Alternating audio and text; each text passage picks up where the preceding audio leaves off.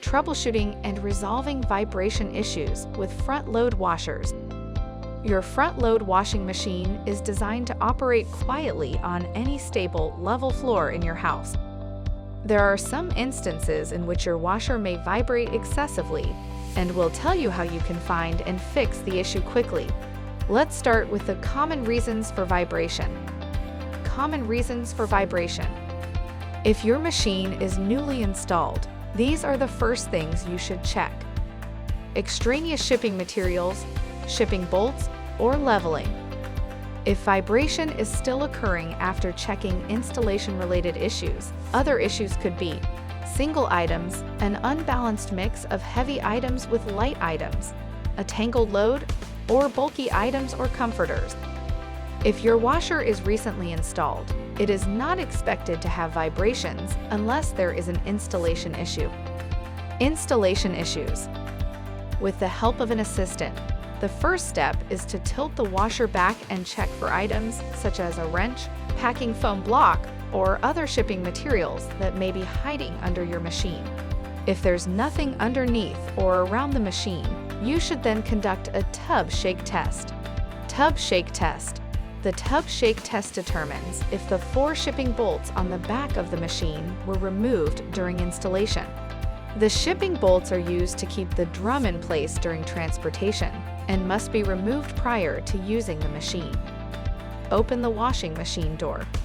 Then gently pull the inner tub back and forth to see if the drum can move freely. If the inner tub does not shake or wobble as you pull back and forth, it means at least one of the 4 shipping bolts is still attached to the back of the machine. This will create a loud noise and vibration during operation. Check the back of the washer. If any of the 4 shipping bolts are still in place, use the supply wrench to remove them and insert the 4 hole caps from the accessory pack. Be sure to store the bolts in a safe place. They can be used again if you need to transport the washer from one location to another. The next step is to check if the washing machine is properly leveled. Leveling. Use a carpenter's level to check if the machine is properly leveled from front to back and side to side. If you do not have a level, you can also use a measuring cup with a cup of water. If the water is not perfectly level in the cup, that means the washer is not level. Another method for checking the leveling is referred to as the diagonal test.